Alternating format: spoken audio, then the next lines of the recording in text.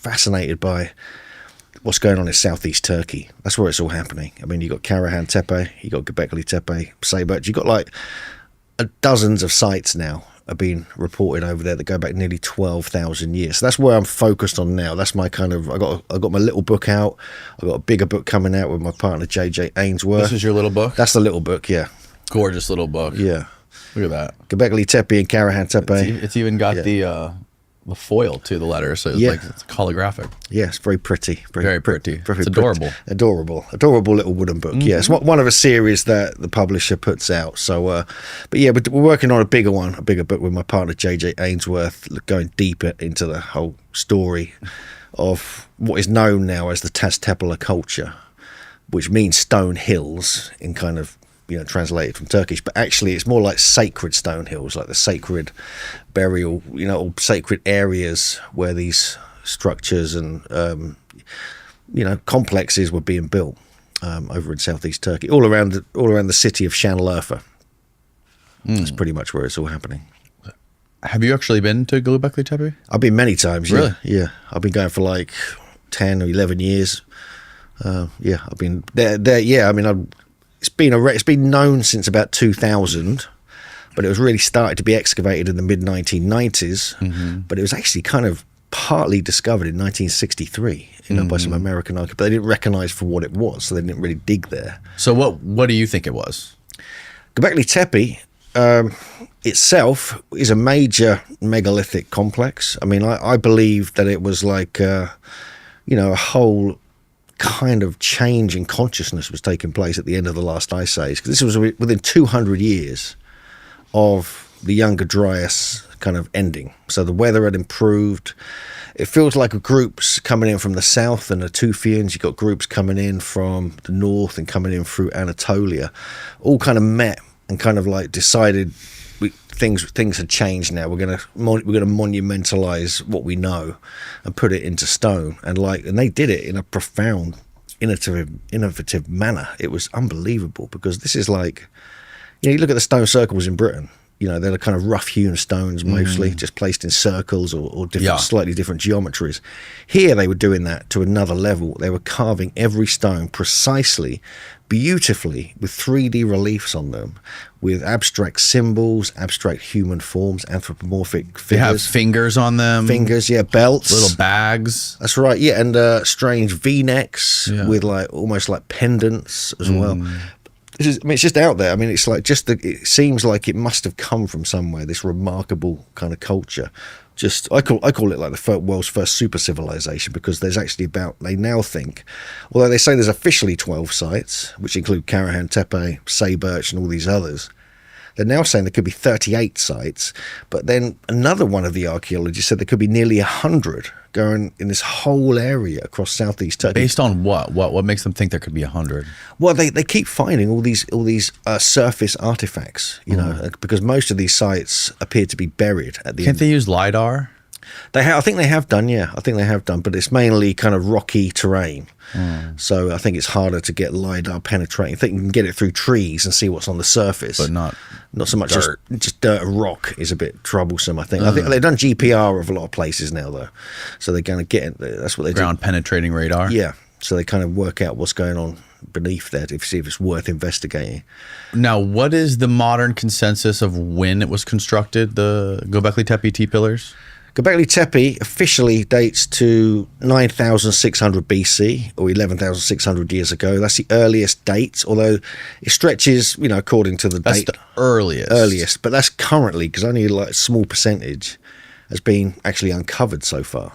So there's actually, 5 to 7, maybe 8% has been uncovered. Right, because my understanding of it was that it was intentionally buried to preserve it from some sort of cataclysm, and meaning that it could have been constructed before some big cataclysm or some big flood, if the Younger Dryas was really what people think it is. Yeah, I mean, the thing about it being deliberately buried, that's being kind of challenged, actually, because that's what Klaus Schmidt, he was the main archaeologist, the original head archaeologist there, along with another guy as well, Hauptmann he was called, and he proposed that it was deliberately buried. And this is a tradition you find in that part of the world, where they bury sites at the end of their use. So they used them for 1,000 or 2,000 years. But recent research done by the archaeologists there, they found that the enclosures that have been uncovered, or excavated, there's been like some kind of slope slide, kind of where the debris has fallen down into it over years and years and years. Middens and rubbish and other things build up, and some of it kind of filled in, some of it like that. But then it's pretty much now believed that some of it was then buried afterwards, because there's obvious repair work done. They've repaired it, put stuff back in place, and like put everything where it should be, even artifacts and statues and things like this, and then it's kind of covered over. And so I don't see how a slope slide would not just knock things out of place, so it seems like there's a bit of both, a bit of slope slide and a bit of burying. But Karahan Tepe, that was deliberately buried. They've proven that now. Oh, they've proven it was deliberate. Yeah, because Karahan Tepe, the one that Ben Van Kirkwood was showing me, where it looked like they performed lots of human sacrifices there. Sacrifices? My God, really? Yeah. Oh no. No? I don't know. I'm not sure. He was showing me a place in Turkey, because he recently went to Turkey, and he was saying my audio sounds really weird. Do you hear that, Steve? Is it just me? It's just your sexy voice, man. It's just in my head, huh? All right. Well, here we've got Karahan Tepe. Yeah, these are the. This is Karahan Tepe. Okay, he was showing me one site in Turkey, maybe that one down below. On the bottom, yeah, right there. Yeah, that looked like there was a place where they would cut people's heads off, and the blood would like flow through like a little. Yeah, you got a channel actually. Yeah, a channel. Yeah, for blood. Next to the one on the left there, next to what's called the pillar shrine or structure AB, where you've got like these. It's carved out of bedrock, that, by the way, completely carved out of bedrock. Yeah, and apart from only one of them is a freestanding pillar. The rest of these phallic-shaped pillars are carved from bedrock. But there's a channel leading into it. So some people have suggested it's either for water, it's for sacrifice. I mean, they found there's a site called Chayanu, which is near Diyarbakir, which is further north. It takes to around 8,400 BC, where they think they've actually found human hemoglobin and animal blood, particles on top of this slab, which looks like a sacrificial slab. Right. So some people are saying that's what Ben was showing me. It could be for that. Some people are saying it's going on here as well, but there's no real evidence of exactly what they were doing. But you never know. It could have been some weird, dark stuff they were up to, for sure. But there's certainly something special going on, especially because it's so old. I mean, this is like 6,000 or 7,000 years before Stonehenge. Like same. It's old. It's that age difference with the pyramids as well, and yet the Stonehenge was supposedly when earliest phase officially around 2,500 to 3,000 BC. So around the same time as the pyramids, yeah, thing. Pretty much. Yeah, I mean there are some older elements in the area around Stonehenge, like Blickmead and the wooden post holes. They go back 10,000 years, but they're not megalithic construction. But yeah, this pillar shrine thing is really interesting. I mean, it's quite bizarre. It's got like a porthole stone carved out of the bedrock, almost like a hole going through to the main enclosure, which is this 75-foot wide enclosure, like a stone circle, but it's more kind of elliptical shape. It's actually a very specific geometry. And actually, yeah, down there, that image there, that's a pretty good one. You got various ones. Not that one. There's one with the pillar shrine. Yeah, if you actually type in Karahan Tepe winter solstice, that'll come up with our article we did, and it shows some good images. But you see on the left, this is our stuff here. So we found this weird alignment on the winter solstice, myself and JJ Ainsworth. That's the article, the first one we did. And we accidentally turned up there. We got kind of in a little bit of trouble. We had to go the next morning because officials were going to come in and throw us out, possibly arrest us, and this, that, and the other. And so we had to go the first thing in the morning on 20th December 2021. And you can see, if you go to the top of that page, you can see that this blade of light, kind of, or a bit further down, this blade of light kind of was hitting the face. This head, you see this head's coming out of the side. What is that? It's like carved out of the bedrock, this head with this serpentine neck with a V-neck thing. Where is it? It's just on the right there. If you go down a bit, you can see some other images. What is that line going through this diagonally? That's where the winter solstice sunrise I see. hits the head. Okay, so you're just sort of illustrating like where it shines. Yeah. If you go down a bit, you can actually see a couple more images. Hopefully they're on there. It should be. And maybe it's in the video. Oh, that's where it goes through the main enclosure. Yeah, and then goes through that little hole. And this is perfectly winter solstice. Weird. It's perfectly winter solstice, and it hits this head, and there's light. That's it there. And so the light moves around. It hits the head, then moves around the head for 45 minutes. So it's perfect. Really? It's perfectly aligned to the winter solstice. It's pretty crazy. And so that kind of blew our minds, because that proves they had an understanding of solar astronomy nearly 12,000 years ago, or at least 11,400 years ago, which is the age of Karahan Tepe. And so that, and the fact you can go there now and you can see it on the winter solstice. It happens. You can watch the light move around the head, like from here, this side of the head, all the way around here. And it's pretty epic. We've actually got time lapses of it and things like this. And so that proves there's a sophistication about these sites, and there's astronomy related to these sites. And that's kind of what the head looks like after it's fully illuminated. Wow. But it's pretty weird. I mean, that's 3 times the size of a human head, carved out of bedrock.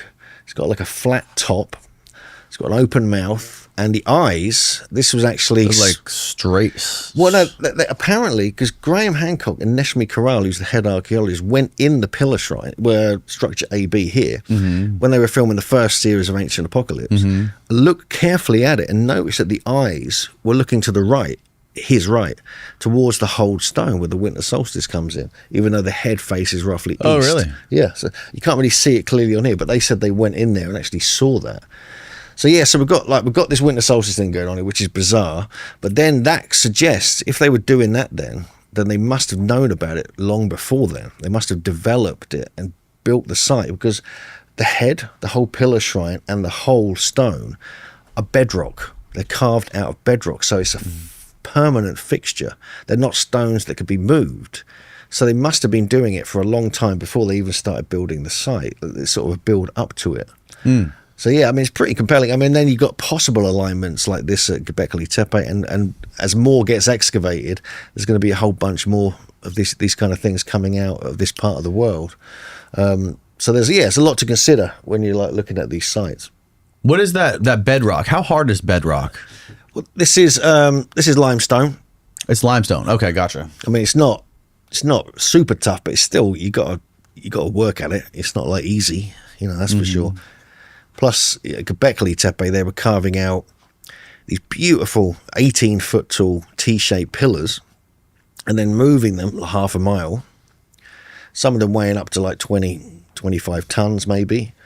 But then they carved it so the lower section, the tall section, and then they have a top section which looks like it's separate, but it's not. It's the same stone on top with a no face on it. It's like a no face on it, but it's supposed to represent a head, because you've got the arms coming down the side, right, with hands across the navel coming around the front, belts around it with like fox pelts underneath it and things like this.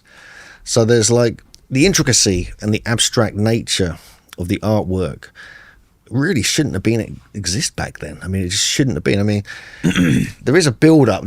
You can see Natufian sites down south in Syria and places like this,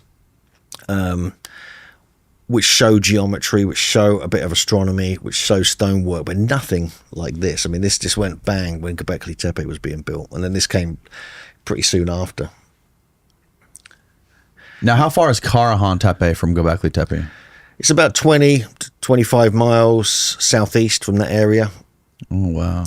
Yeah, and you got like a kind of a 3D scan of it. That's my buddy did some drone stuff there, and they made a 3D scan. Holy shit, that's incredible. Yeah, I mean, this a lot more has been excavated since this. This was done in 2021. Yeah, and so this one at the front here, that's called structure AA. That's called what we call the pit shrine. You got the path going up there. And then behind that, you got the pillar shrine, structure AB. Then the big structure, the big kind of stone circle structure AD. But on the right-hand side of that big structure, where your cursor is now, that's carved out of bedrock. So some of the T-shaped pillars and benches are carved out of the bedrock on the right-hand side, the kind of western side of it. And whereas the rest is, got freestanding pillars carved and then placed there. So look at that. I mean, it's just unbelievable. Have you ever seen the Kailasa Temple in India? I have, yeah. I've been up there once, yeah. That whole thing was carved out of bedrock as well. Yeah. I don't think it was limestone. I think it was even harder than that. It was, yes. That's insane, that place. That's like a wonder of the world, that place. It is unbelievable. totally insane. I couldn't believe it. Yeah, I went there in February. It's like a cathedral carved out of the side of a mountain. And apparently it's like it's almost like they come in from the top, had a clear design in their head and just gone down like this. And somehow, I mean... how do they know they weren't going to encounter any sort of cavities or cracks or...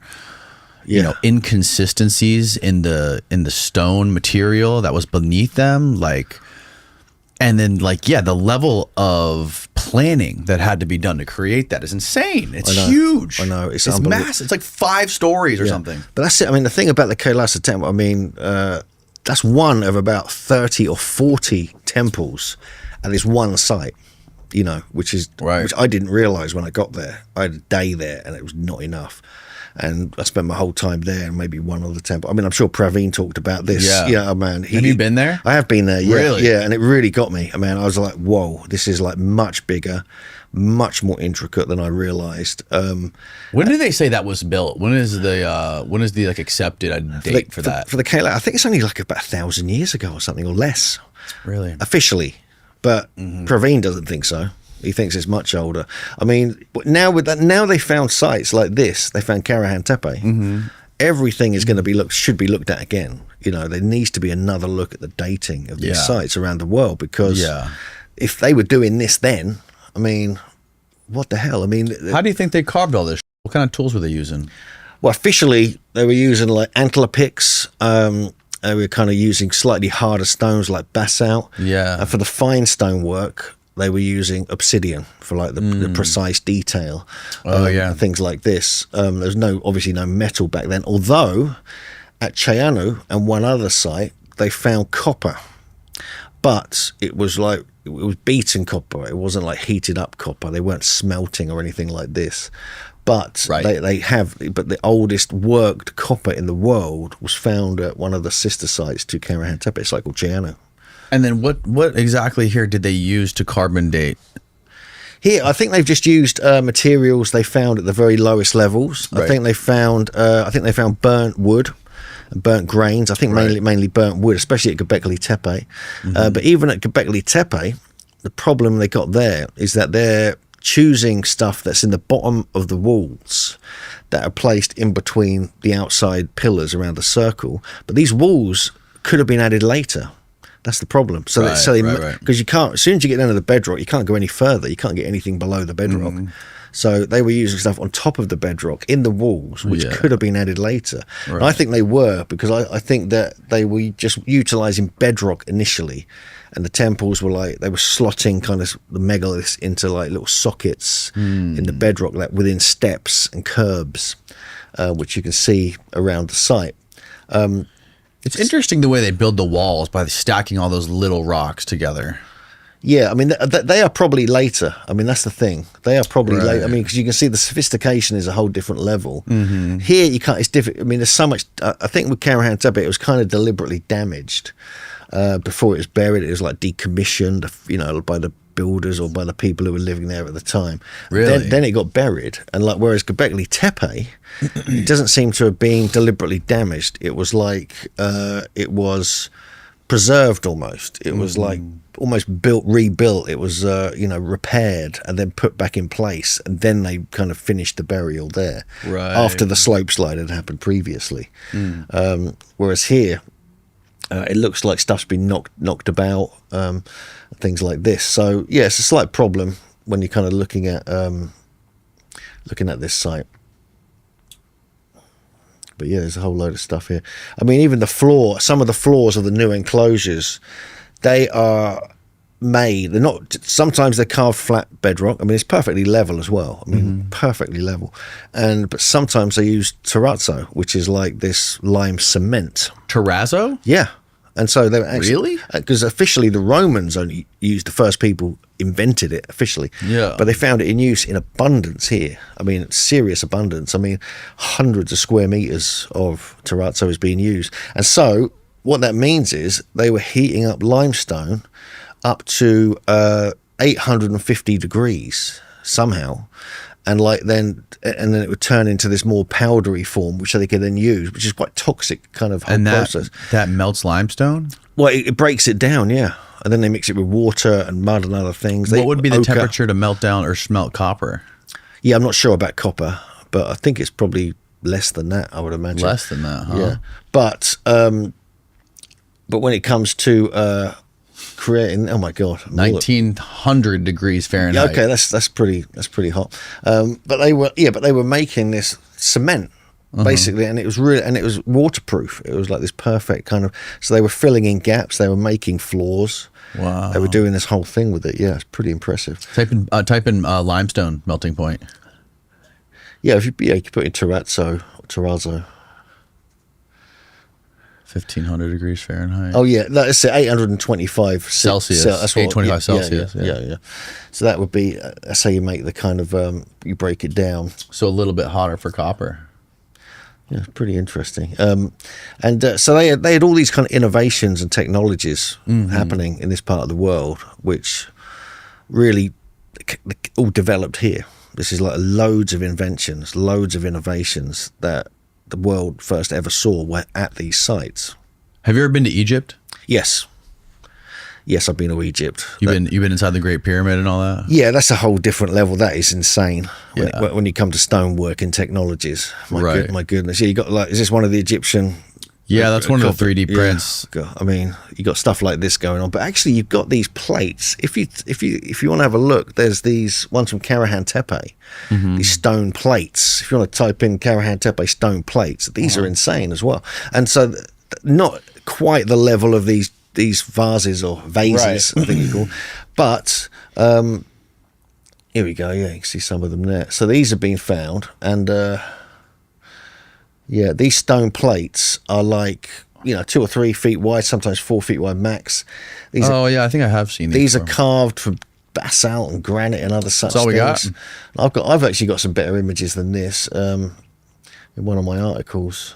There you go. Up online somewhere. Is that it? Yeah, that's them. That's them there, basically. Yeah. That's probably my photo. I'm not sure, but that's So these were deliberately broken as well at the end of their use, and then placed on the benches around the edge of Karahan Tepe.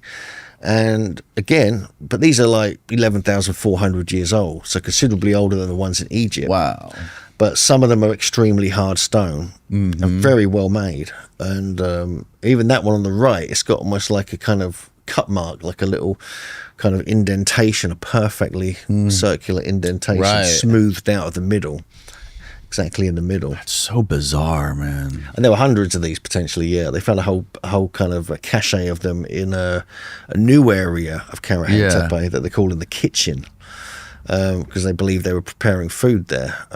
But in this kitchen that they found, they're actually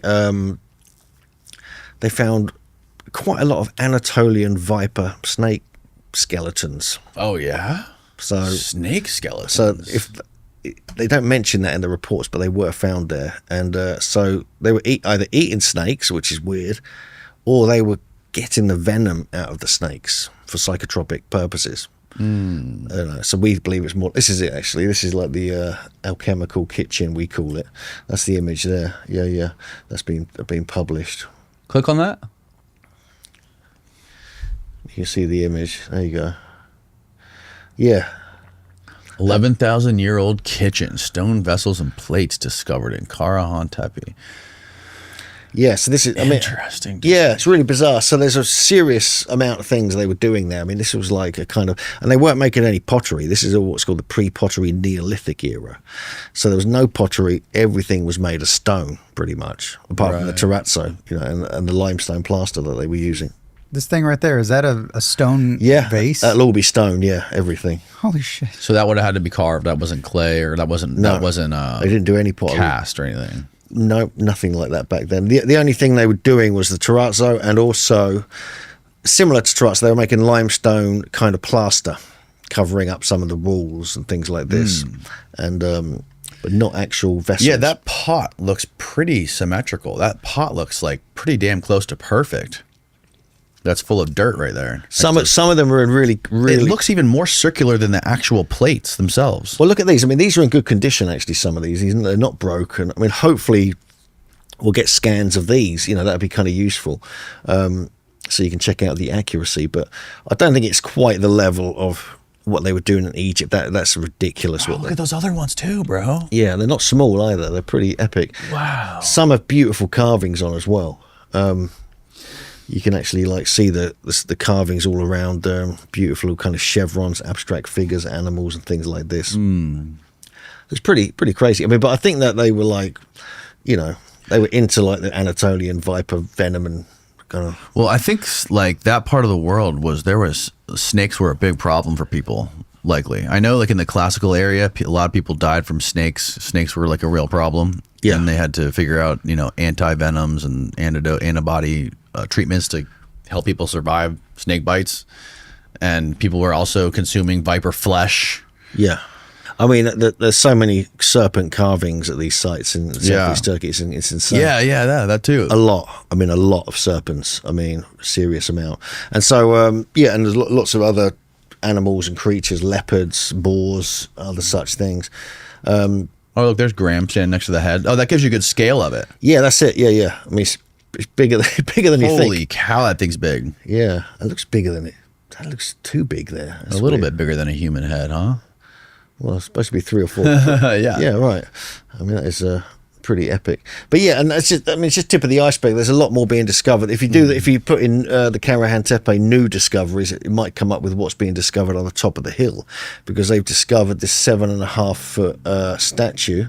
Actually, yeah, you can see it there. If you go to the Middle Ancient Origins one, they found this 7.5 foot statue is sitting down kind of on the bench. This is the Karahan Tepe, the one on the right there, and he's holding his phallus, whatever you want to call it. Yeah. And he's clearly got this kind of emaciation thing going on with the kind of neck. You see the V thing on his neck and the ribs. Yeah. And so he's also got a weird beard. He's got like almost like one of them fake Egyptian beards. Yeah. And his haircut is almost like a mullet going down the back, but shaved above the ears. And we've seen other Mohican type haircuts carved in stone there as well. I mean, which is pretty bizarre. And next, do we know this was carved around the same time? Yeah, I mean, they think it was pretty much the same time. They're actually saying it might be a fraction younger, a few hundred years younger. Right. But we're not so sure. And also there was like a vulture statue was found there, and giant T-shaped pillars, again, all mainly broken. I mean, again, even this statue was broken in like 3 parts. Right, yeah, you can see that. You see this deliberate kind of breakage. I mean, and some of the other human statues they found previously, again, they're broken. So it's kind of, is it a sort of ceremonial breaking of the statues? This is what some people have suggested. So yeah, I think there's a lot more to this culture. Or it could be competing cultures or tribes coming to destroy them, like similar to what happened with the Kailasa Temple. Yeah, well, they tried to destroy that and failed pretty miserably. Yeah, they did a pretty good job destroying some of the stuff in there. Yeah, I mean, a lot of the Indian stuff was pretty. A lot of the famous Indian sites were ravaged. Yeah, by the like Middle Eastern cultures. The Islam. I guess it could be like the way. Islamists. Yeah, you get like in Egypt, you get like the kind of statues, like the nose is broken off and things like this, which is takes away their power and other such things. So there could be a similar principle at play here. There are traditions in some areas in this part of the world where you to decommission and close down a site when you've finished with it, you do break things in certain ways, kind of carefully, and then bury it. You know, this is kind of one of the things. So we don't know. It could be one or both of these different perspectives. Yeah. Just the comparison from this to some of the shit you see in Egypt is mind-bending. And some of those places that are in Egypt with those perfectly symmetrical granite statues of those pharaohs is just mind-bending, man. Yeah, that kind of thing's a whole different level. It's like almost like computer design technology. I mean, it's pretty. I mean, I'm a big fan of Chris Dunn and what he's done in the past. I mean, it's just blown my mind. He's all these different ideas, but his thing about the precision and the symmetry kind of gets me, because it's just the symmetry is really hard to duplicate. It's hard to ignore when it's that good. That precise.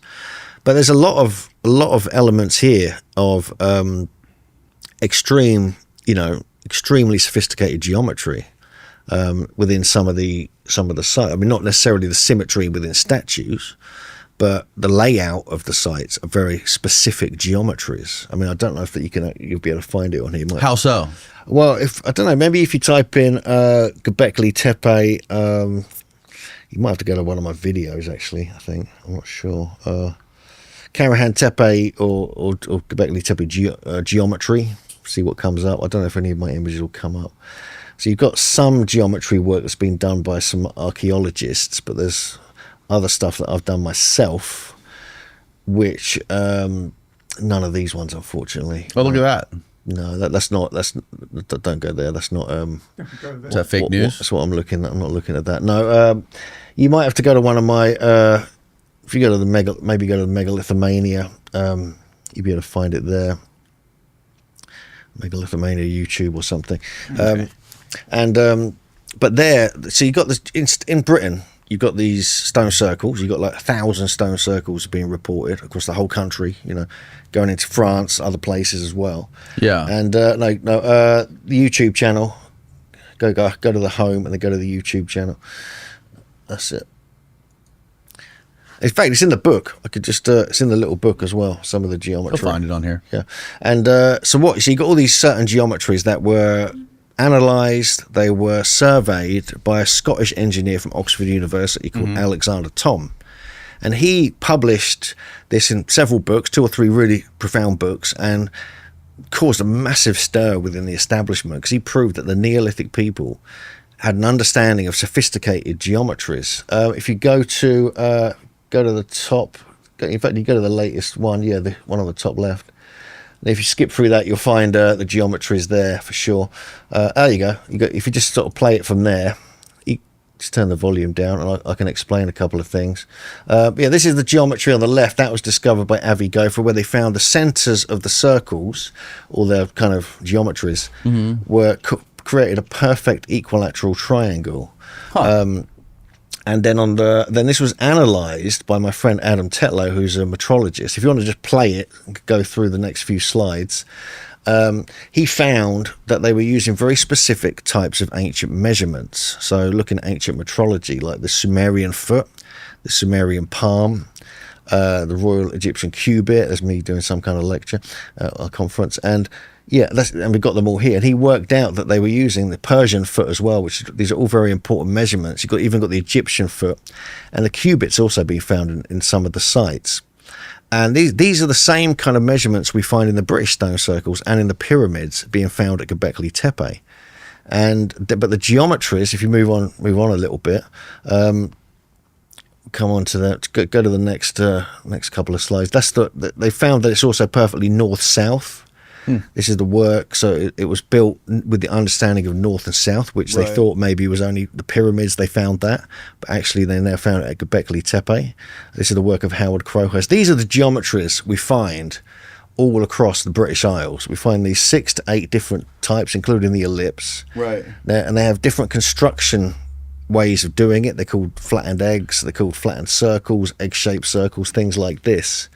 So I applied this to Gobekli Tepe to see what I could find. That'll probably be the next couple of slides. Yeah, so here, this is like enclosure D, and we've got an egg-shaped circle type 1. Now, you get different, it might look like it's a bit off, but it's actually, you get different widths, heights on there of these different geometries. And if we just keep going on, there's a few other geometries we can look at. And you see these in British stone circles. You see them in Brittany and France. But the fact is, you're finding them now in Gobekli Tepe, which is 6,000 years earlier, at least. Right. Which is pretty amazing. And then even in Nabta Playa in Egypt, we have the same geometry going back nearly around 7,000 BC. Conventional archaeologists, they're not mad about this, right? They're pretty in line with all this stuff, right? They accept it. No, not at all. No, they don't. No, really? They're not interested. I thought it was a conventional archedologist who discovered it. They discovered the equilateral triangle. That was all. Yeah, and I mean, I'm talking about Gobekli Tepe. But this one here dated it. No, they're not interested for sure at the site. This one's the most fascinating one. This is a flattened circle modified type B, and it almost perfectly fits enclosure C. Precisely, and you can even the construction points where the C is, that is actually where the T pillars are. And so this is Exactly. I mean, this may not, for those that have an understanding of British stone circles and get all the different, Alexander Thom's work and the people like Robin Heath. This is pretty compelling because this was supposed to only have occurred in Britain, like 4,000 years ago at the most, or 5,000 years ago perhaps. But here it was happening nearly 12,000 years ago. So what is going on? Did these influence the British stone circle builders with their ideas and their different geometries, their different kind of principles? If you want to go on a little bit further, I mean, what I found here is that the measurements as well, this is what really gets me, the ancient metrology of these sites. I mean, people have done a whole thing on the pyramids, or Stonehenge. They found what's called the megalithic yard, which is 2.72 feet. Or it's 0.83 meters. That's found all across the British sites. This is something that Alexander Thom worked out. But there's actually an old canon of measurements, which are in the next few slides, where there's actually multiple different measurements that you can get. Here we have some of my crazy. Holy smokes. Yeah, this is what I put together. I managed to work out the measurements of Gobekli Tepe. So this is like a work in progress, so I'm still working on this. Yeah. But what we found is like if you find whole number measurements of different ancient measurement systems, they were probably using them. It's highly likely they were using them or something close to them. And when you're looking at ancient sites and trying to understand the nature of, what measurements they were using, you're not always looking for one single measurement. People think, they only use one measurement. I mean, there's archaeologists at Stonehenge who claim there's only one measurement they use, but it's not how it worked. People like John Michell and John Neal, who are kind of my mentors for many years, who proved that there was a system of different lengths of the foot. There's probably a slide on it in a minute on here as well. Different lengths of the foot. So you got the British foot, then you got like the Persian foot, you've got the Sumerian foot, you've got the Assyrian foot, you've got the Saxon foot, you've got all these different foot lengths, probably 12, 15 of them. But they're all perfect fractions, harmonics away from the British foot, going a bit longer or a bit shorter. And so how are they related to like the royal cubits and all that stuff the Romans were using? It all fits in. I mean, you can see on here, look, you see the royal cubit is the diagonal of a square, and if you put a double square together, you got the megalithic yard is the diagonal of two squares, things like this, and then the remen is one length of it. So everything fits in a really profound, weird manner. And so what we realized, and what John Michell and John Neal realized, is that you're not looking for one measurement. You're looking for a canon of measurements, maybe 12, 15 different measurements, but they all relate to each other by perfect harmonies. So it's almost like music. And so you often find in ancient sites, if you look carefully, 4 or 5 different measurements because they wanted to apply the principles. It's almost like the languages or like the accents of that culture who was involved in building it. So it gets complicated, but really this was the elites were doing this, that the commoners weren't doing this. You didn't get the people hanging around, the tribes doing the work. There was elite people who had these understandings. And what gets even weirder is that most of these measurements are derived from the size of the earth. So that means they must have had an understanding of the size and shape of the earth going back nearly 12,000 years. And this backs up what Graham Hancock's been saying for years, that these old maps proved that they surveyed the earth in antiquity. And so this is how weird it gets when you start getting into it, because these measurements aren't arbitrary. They're not just made up. They're derived from measurements of the earth, fractions of the degree at certain latitudes and things like this. So it's quite hard to get your head around without having it fully visualized and shown. But this is what they were doing. And so there's a high chance. How do you think they knew the exact circumference of the earth? I think they were measuring. I think they had measurement. They had people going out to different latitudes, taking different measurements, using astronomy to do so, using shadows at certain times of the day and year. And then, marking that at different latitudes, and then you could work out the angles of the shadows and things like this. It was known they were doing that in ancient Egypt. This has been documented. So it's highly likely they were doing that here. And also, if you look into like things like the Book of Enoch, this remarkable, very weird book that used to be part of the whole kind of Old Testament. It talks about him being taken by the watchers or the angels to different latitudes where there was very different weather and different environments, and taking cords and going to measure And this is going back into deep antiquity, the era they were talking about here. So it's even referenced in some of the old texts, some of the old sort of sacred texts. Who did they say was being taken? Enoch, one of the biblical line of Noah and all this kind of stuff. And so this is pretty strange. I mean, that can't be proven, obviously, but the fact that the evidence is there with the measurements that are being found at these sites, so they must have had some understanding. Now, they could have guessed it, but that's highly unlikely. But what it seems is like there was some very advanced group of people, possibly a large group of people who were travelers as well. They weren't just located at Gobekli Tepe. They were going to different places. Yeah. They were taking measurements. For example, Stonehenge, they found these post holes where giant pine totem pole type objects would be placed in. They could have been up to 30 feet tall because they were like 3 feet wide, several feet deep. They're dated to 10,000 years old. And so this is weird. I mean, because Stonehenge wasn't built until 5,000 years after that, at least. So why were they marking the position of Stonehenge with these giant timber posts then, back in 10,000 years ago? It's quite weird. So I've got the impression, here we go, this is actually the post holes where what they would have looked like. Which image? And these are I think pretty much all the top ones there, and there's a reconstruction there as well. Oh, these circle things? Yeah, but they were originally, I mean, for a while, they were blobs of paint in the car park. That's all they were, because they've gone. They're just remnants of bits of charcoal at the bottom of them and things like this. But these go back 10,000 years. So these are really intriguing because it's almost like someone had gone out to different parts of the world and marked specific latitudes for measurements. And the thing about Stonehenge, it's a very important latitude when you start, if you want to understand astronomy and surveying, because it's at roughly 51 degrees, whereas Gobekli Tepe is 38 degrees north.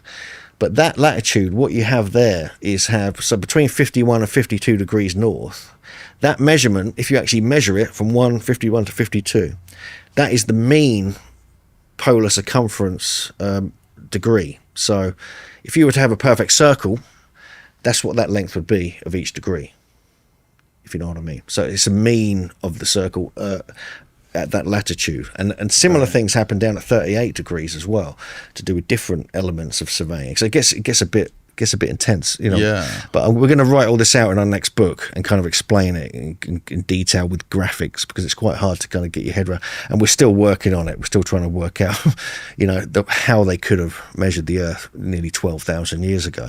Because if you think about it as well, if there was some kind of if there was this Younger Dryas, which is looking very likely there was, impact event, chaos, things, right. Everything got destroyed, whatever there was, the Ice Age was there for a while, this, that, and the other.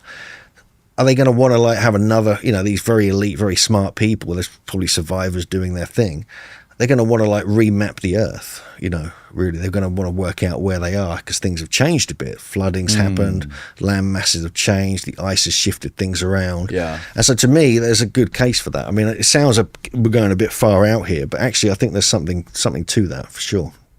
Yeah, no, I don't think it's that crazy of an idea that there's a group of people back then that maybe got some sort of warning or saw some sort of signs of a cataclysm coming, and maybe decided to find high ground or to go to a certain spot where they knew they would be safe, or build a boat or whatever. Because I mean, the Younger Dryas wiped out, we know, what was it? Of the total human population, we think it was maybe 40%. Quite possibly, yeah. I'm not really. And then because it hit, the biggest devastation from it was in North America, right? Because there's an asteroid that we believe that hit, or a comet that hit the North American ice sheet, up where Canada is. Yeah. I think they found with some sort of satellites, they found evidence that there's a huge comet or asteroid underneath the ice sheet on the North American continent. And then that sort of blasted open the freaking ice wall that was blocking all the water, and then all the water rushed into the western part of the United States, killed all the megafauna, took tons of rocks with it. That's why we have giant boulders in the Midwest that are from like way up north where Canada was. And then Africa, like we lost all of the megafauna, the giant sloths, the saber-toothed tigers, the mammoths, but Africa still has all of its megafauna. There's still all the elephants and everything roaming all over Africa. So Africa was probably spared for the most part. So, I mean, even if, you know, the people that were right in harm's way didn't survive, there were still tons of other places around the earth where, you know, you would have been fine, it seems like. There's a place in Syria that got had like an airburst during the whole Younger Dryas impact kind of. It's actually, you can probably Google that Syria kind of airburst or you know, impact. Yes. And actually one of the sites, I forget the exact name of it, but they actually kind of completely flattened the site and then they rebuilt on it afterwards. Like, and this was one of the pre-pottery Neolithic sites, but down in Syria. And so this is pretty kind of pretty strange. Comet airburst in Syria around 12,800 years ago led to the development of agriculture and in the region. Huh? Wow. Abu Huraira. Yeah, that's the one. Oh, Abu Huraira. Okay, gotcha. So that's the one. And so I think Graham's talked about this as well, Graham Hancock. And but this is, I mean, that's like unbelievable. That's super close to Gobekli Tepe. I mean, that's like a couple of 100 miles away. Yeah. And so it's not like it's that far away from that whole area. It's just down south from there, down along the Euphrates River.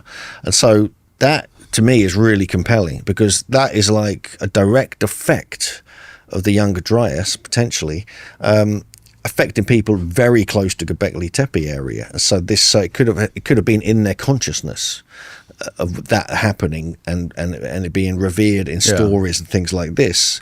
And then you have people like Martin Sweatman and Graham as well. They kind of talk about like, the carvings on Pillar 43 at Gobekli Tepe actually are a kind of almost like a memory of that, like a kind of monument to that, and a kind of warning about anything that may occur again in the future. And so, you know, so I find that really, you know, the fact that it was happening and the effects of it were recorded at somewhere very close to the area we're talking about as well, where things then really took off afterwards, you know, really, you know, massive amounts of innovation just went ballistic. So, you know, so were they kind of like doing things, getting together, you know, putting their heads together and saying, well, we need to remap things, we need to kind of get some new places organized, built, and things like this. So there's certainly a, you know, a case for that. You know, the effects were known by the people in this region. What did you think of the Graham Hancock Flint Dibble debate that they did? I thought it was cool. Yeah. Cool. It was interesting. I mean, I think something needed to be done, but I don't know if it was essential. I mean, it's fine. I mean, the academics are going to kind of challenge people like Graham Hancock because he's so popular. I mean, his stuff's. I mean, I think Graham's overall.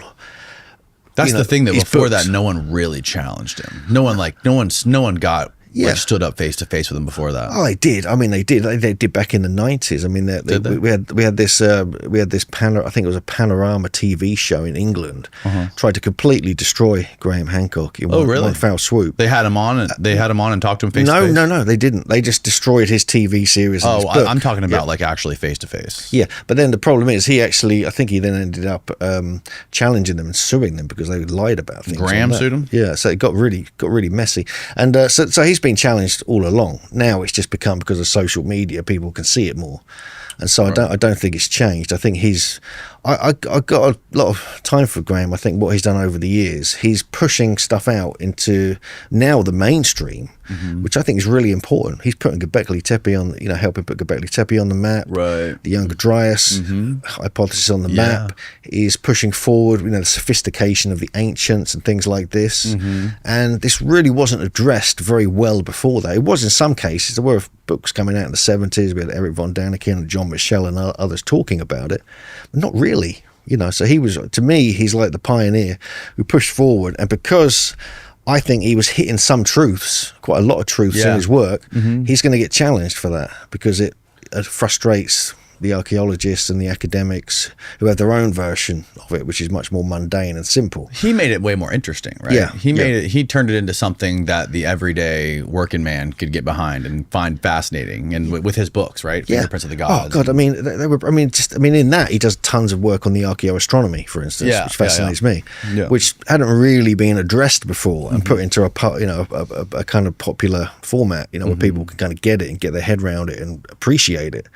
I just think, I think the debate was interesting. It came across okay. I know you had Flint on here, didn't you? I did, as well. Yeah. And so, but I thought it was okay. The frustration I've got with that whole thing. I mean, I don't want to kind of say too much about it, really. But why not? Well, it's because, firstly, when you got archaeology, you got like academia, you got them digging up the sites, doing their archaeological work.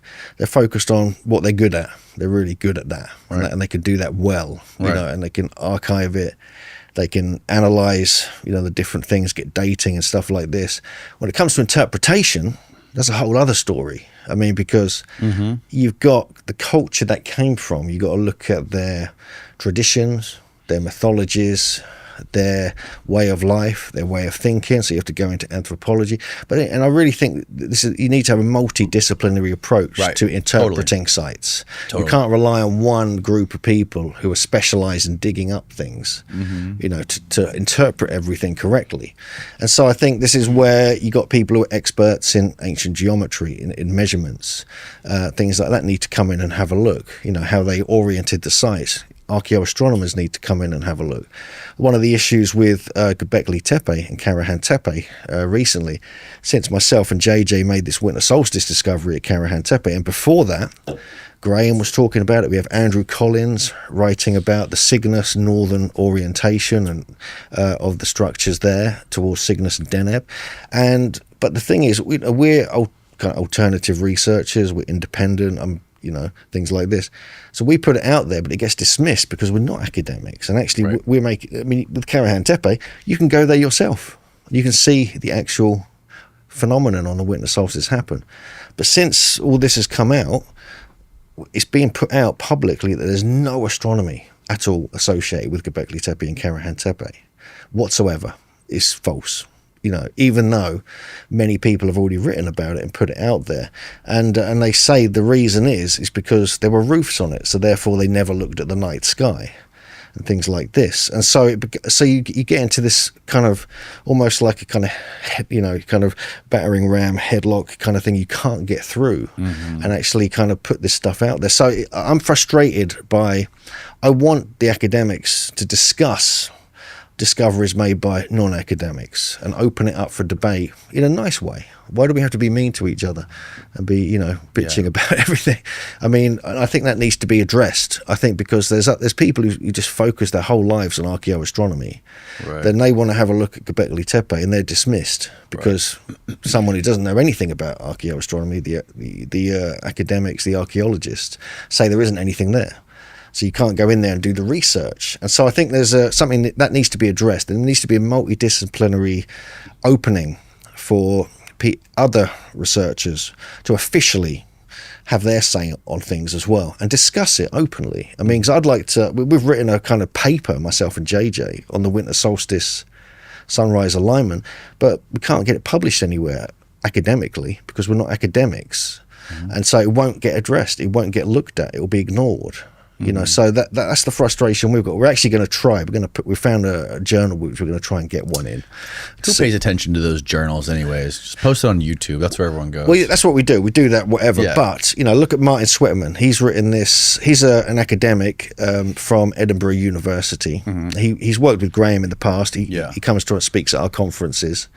And he's written this paper. He's written several papers now about a calendar system encoded on pillar 43 at Gobekli Tepe, and also actually at Carahan Tepe in the pillar shrine. The way like what's called a lunisolar calendar, where you're kind of like counting certain aspects of it to like build up this calendar. And he got that peer reviewed and published in an academic journal. Eventually, it took him like 2 or 3 years to get it through. And now that went ballistic. That went all over the internet. It caused this sensation, really frustrated a lot of the academics and archaeologists who said, well, we weren't consulted. Well, we don't agree with that. And so he managed to get one through about the astronomy and astrology, even astrological symbols and calendars at Gobekli Tepe and Karahan Tepe. So in a way, that's opened the door for other people to now write about that. But since then, the archaeologists have said, no, none of that is true. There's no astronomy. They weren't looking at the skies since that came out a few months ago. Yeah. And so hang on a sec, but it's been published. We've made this discovery. That here's Martin Sweatman here speaking at our conference, our Megalithomania conference, and so that's my frustration with the whole kind of debate. And I just think everyone needs to be a bit nicer to each other. It's as simple as that, and actually listen to each other, because there's no need. I mean, the ideas are flowing. If we're a kind of advanced civilization, which we claim to be, we should be collaborating, not fighting about it. That's my opinion. Yeah, but it's definitely not happening. You're right about that. We're more focused on fighting each other and proving each other wrong on Twitter. Yes. About people that lived potentially 10,000 years ago. I know. Again, we're not really innovating anything anymore. We're just sort of, it's almost like we're disintegrating as a species, it feels like, because of technology. Like technology is doing all the work for us now. And now we just want to figure out the next place to get our next dopamine hit. You know what I mean? That's it. I get you. It's like with Twitter or X or whatever. Yeah. That's that, to me, that is like hell. I mean, I've got to be honest with you. I can't. It's just a million opinions flying around, and everyone thinks their opinion's correct, and it gets so frustrating, and no one's listening, and then everyone blocks each other, and it's like, what the hell? Where's the educated, enlightened discussion? Right. Why can't I go and talk to the head archaeologist at Karahan Tepe and have a discussion with him about the winter solstice alignment, and actually show him it, and we talk about it, and actually get it properly tested? It takes a lot of balls to be able to publicly defend your research and your ideas, in the public square, and to risk looking like a fool in front of a lot of people, the whole world, right? Yeah. And I don't think people want to do that. People would just rather leave a comment, anonymously on a social media platform. Yeah. And Flint did do that. I don't know if he knew the repercussions or what was going to happen. I mean, it seems like there's a huge group of people who just hate his guts. Yeah. That just they hate his they hate every fiber of his being simply because he disagrees with Graham Hancock in every way possible. But it's the way he does it as well, isn't very it is polite. The way, he definitely doesn't do it in the best not in the best way. I think he could do things differently, but look, we're all human. None of us are perfect. Do I think blocking everybody on Twitter I don't block anybody on Twitter. I've never blocked anybody on Twitter. But maybe I can't judge him for wanting to block people for calling him names or calling him a moron or whatever it is. But I think humans just like to not be wrong about shit. They like to be right about things, especially when you're like him and you've dedicated your whole life. Not only that, but his whole family is tied up in archaeology. So it's like his dad did it for X amount of years. Now he's doing it. I feel like it's his legacy. Archaeology is his legacy. And he doesn't want to be wrong about things, and he had the balls to go do that and face Graham head to head. I give him that. And on the, I don't agree with him about, he's not an expert in the Egypt stuff, but I asked him about these vases and some of the stuff with the pyramids and what their original purpose was. And he buys the conventional explanation of how they were built. He thinks that these were just done by hand with a stick and a rock on the inside, doing it like that. I think it's absurd. But that's not his expertise. I think he just sort of falls in line with academia when it comes to that. And I disagree with him on it. But one of the things I think was really compelling with Flint when I had him in here was how he broke down Atlantis and the story of Atlantis. Are you familiar with that at all? Yeah, I know about the whole story of it. Yeah. Are you familiar with his theory on it? Not so much.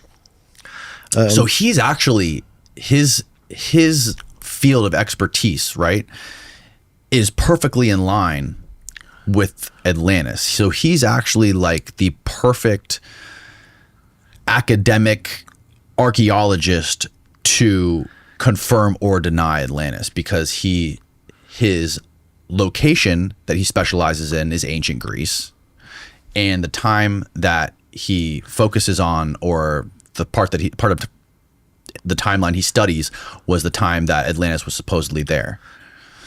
So it's compelling. And he came in here and he broke down, we talked about Plato and Plato's writings and some of the stuff, like that's some of the biggest evidence for Atlantis existing, is Plato talking about it. And I had also another guy, another classical philologist who studies ancient Greek and is very well versed in Plato. He's basically read all the philosophy of the ancient Greeks and the classical texts. Basically, it seems like Plato was a liar, a prolific liar. Some of them were called noble lies, like lies to make society better, to basically lie to the people in the society to make them conform to rules, so humanity could advance, right? So where like the philosopher kings would run society, and then below that you would have like the knights, and then like the parliament or whatever. But there was also many documented accounts, like there's also like many accounts of him actually telling like outright lies in his writings, like even about Socrates. And this is known. This is known by classicists, people that don't even like pay attention to any of this sort of Atlantis stuff, or any of like the Graham Hancock stuff at all.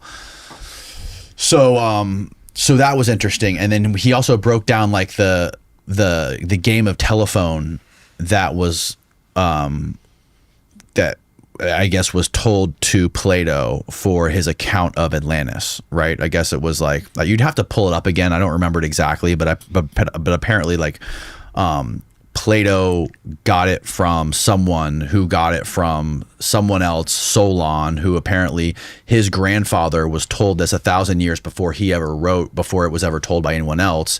And then it was told to that person by some Egyptian priest 1,000 years before that, but there was no text or anything. It was just told, right? So it's like this is like thousands and thousands and thousands of years of games of telephone, right? Before it was ever allegedly written down, and it was only allegedly written down. It was never actually written down. And then 1,000 years after that, Plato wrote it down. Okay.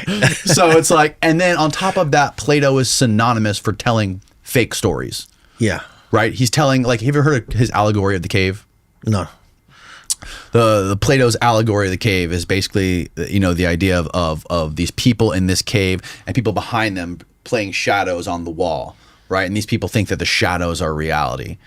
And then eventually someone finds his way out of the cave and goes, oh my God, there's this whole new world. And he wants to tell everyone in the cave, but they're like, no, leave us alone. This is our world. We're living in this. Like, we don't want to hear your theories about whatever else. Like, they're comfortable in their world.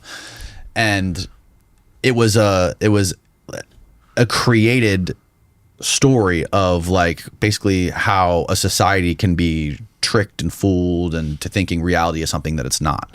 And he's basically saying what Flint made the case for was that Atlantis was the same thing as Plato's cave. Okay. Oh, that's interesting. It was fascinating. Yeah, it really was fascinating. And then he went into some of the archaeological evidence to how Atlantis wasn't an actual real place. It was a hypothetical place that Plato wrote about. Yeah. No. And I know some other people have other evidence for Atlantis that completely, doesn't rely on Plato, which I believe we talked about. But anyways, that was, he made a very compelling case when he came in here about Atlantis, and yeah. Yeah, no, my co-author Jim Vieira, he's Mr. Atlantis. He's is he?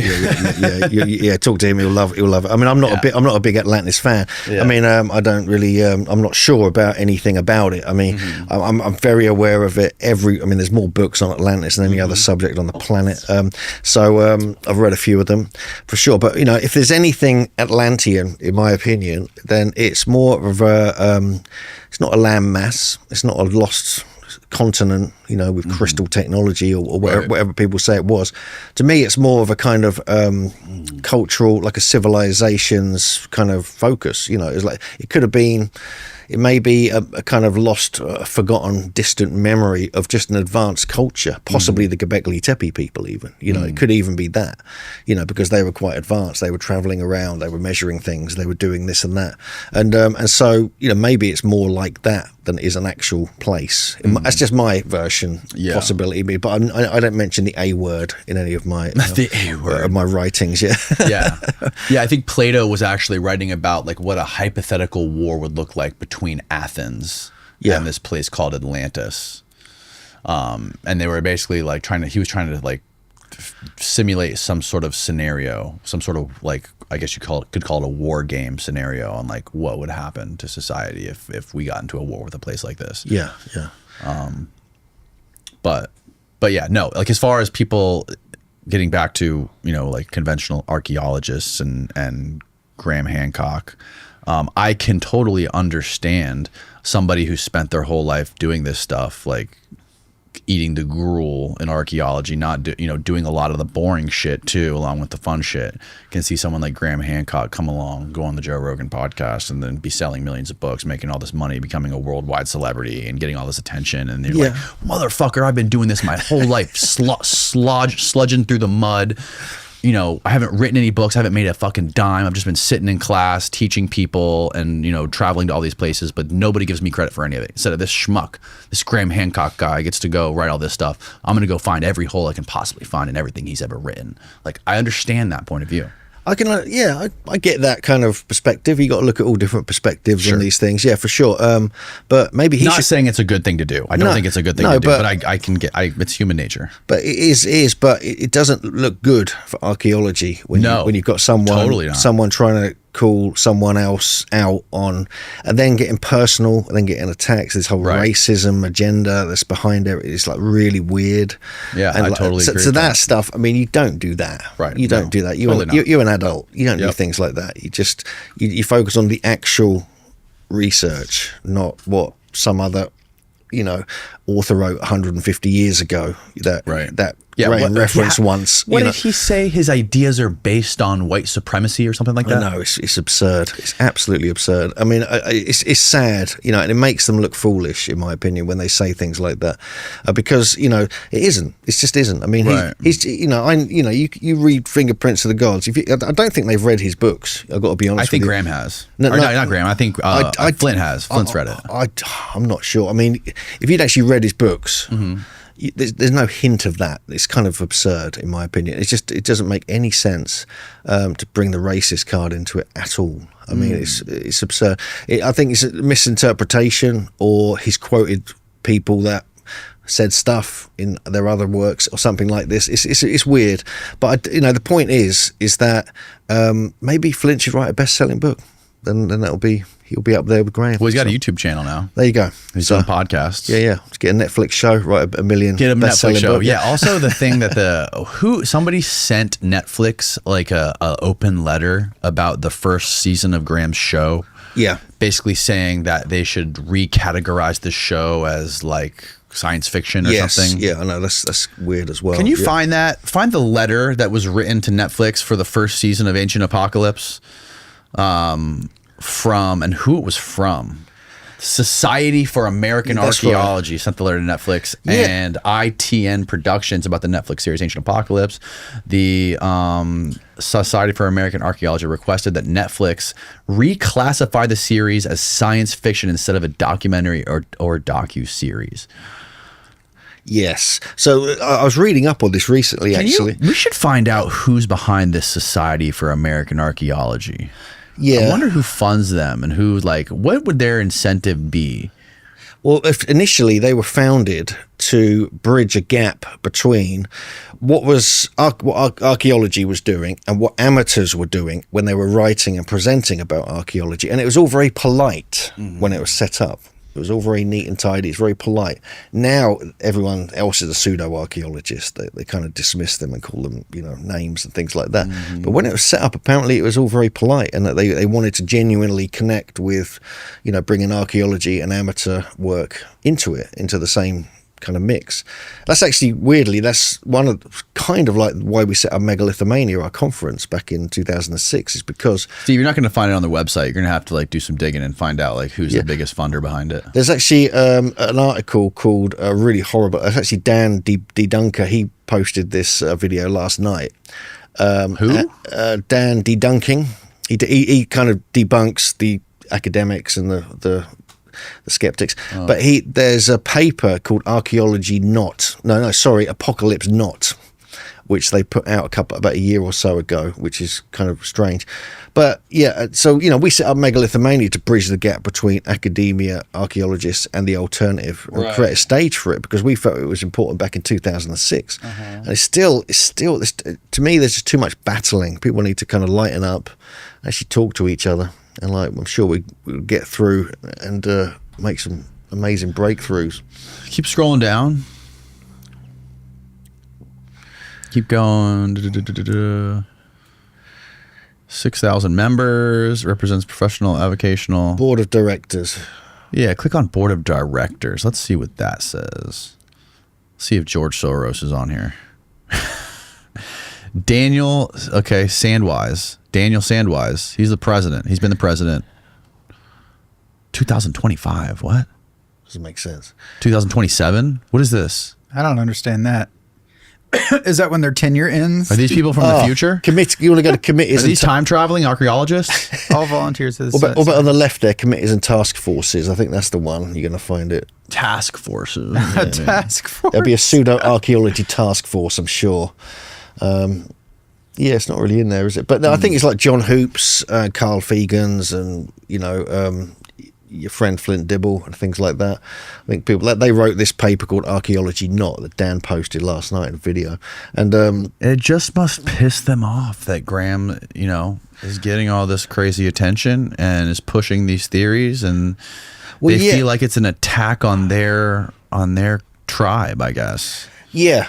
I guess it is, but I think a lot of what. But the problem is, a lot of what Graham says is true. It's good. It's quality research. He's an exceptional researcher, and I think people overlook that. And he's an investigative journalist. He's superb at it. I mean, the stuff he's uncovered, which no one had ever seen before, is quite remarkable. So I think you got to look at that, from that perspective as well, and that gets ignored. All his good, his really thorough, research, which frustrates me because I know I've read all his books. I know what he's talking about. So, but I think there's a lot of other people who thankfully are getting their books out. They're publishing. They're getting videos out. They're doing TV shows, and a lot of this alternative information is getting out there. I mean, I'm actually involved in Ancient Aliens quite a lot, History Channel. Now, a lot of people dismiss that, but I find what it's done, is, and I never talk about aliens, I'm talking about ancient mysteries and things like that. But what I find it's done is a bit like Ancient Apocalypse now has,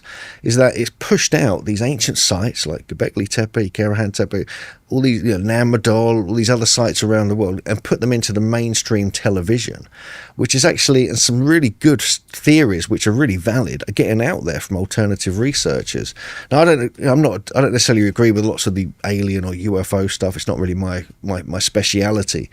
But the fact is, they focus a lot on ancient sites and ancient and good and interesting theories and archaeoastronomy. And aliens do? No, the show does. The show does. Right. And so I think it's actually they're basically essentially alienating the gaps, right? Like with the shit we don't understand from the past, like the Great Pyramids. Like humans couldn't have done it. It was too long ago. Must have been aliens. Yeah. That is a general. That's a general way. Very general. It's way. Looked at. Yeah. But I mean. It's because of the high technology, the kind of the vases. Right, of course. It's almost like computer God or aliens. And so you have to kind of, it's a way of popularizing it using the aliens, but at the same time, it's a great title, Ancient Aliens. It's getting information about about this high technology into the public domain in a mainstream way, which I think is great. It needs to be done. So it's allowing our alternative researchers and authors to get their information and theories out in that world. And I think that frustrates a lot of the academics and this society and things like that. Same as same way Graham Hancock's upset them as well. But it's all good. I mean, I think it's just a case of I just think things need to change. And like I say, the reason we set up a conference was to bridge this gap and put all these people on the same stage, so we can have a discussion about it and not dismiss each other and not ignore people's discoveries. Actually discuss them. And if the discovery gets proven to be wrong, we can let it go then. But you got to discuss it and like work it out. But I think the archaeoastronomy definitely needs to be addressed, especially at sites like Karahan Tepe and Gobekli Tepe. Have you ever heard of Jeffrey Drum? Yes, I have. The Land of Chem? Yes, yeah. What do you make of his theories? Yeah, I've had a look at some of it actually. Yeah, I think it's quite interesting. Yeah, I mean, you go into the red pyramid. Yeah, it stinks of ammonia. Right. That is weird. There's no way that is just bird poop stinking that place. Poop, yeah. No bat way. poop. No, right. it's like, this is weird. That is a weird kind of chemical smell in that place. But yeah, no, I've looked at some of his stuff. It's pretty cool. I know you had him on here once, didn't you, as well? Yeah. So I mean, you look at I think that's probably one of my favorite theories on the pyramids and what they were doing in Egypt is the chemical manufacturing stuff. Yeah. I think it makes so much sense. And you could shape. What is that? How you shape the stones then? Like sort of cut them easily using chemicals. Yeah, for metallurgy, Yeah. they would have used those chemicals for metal to create metallurgy. Yeah. And then also for like fertilizer, right? And like the crops. Yeah. That's what he was saying, right, Steve? They were like using that to help fertilizer stuff. Yeah. Fertilizer, agriculture. Yeah. And it doesn't really answer the question of like how did they lift those giant blocks and stuff, and how did they move those giant blocks. But like when you get into the Serapeum and you see those giant boxes in there that have those scoops that are taken out of them, he makes a case to where you could use some of these chemicals to do that, to soften that, and to turn it into like a soft ice cream and scoop it out.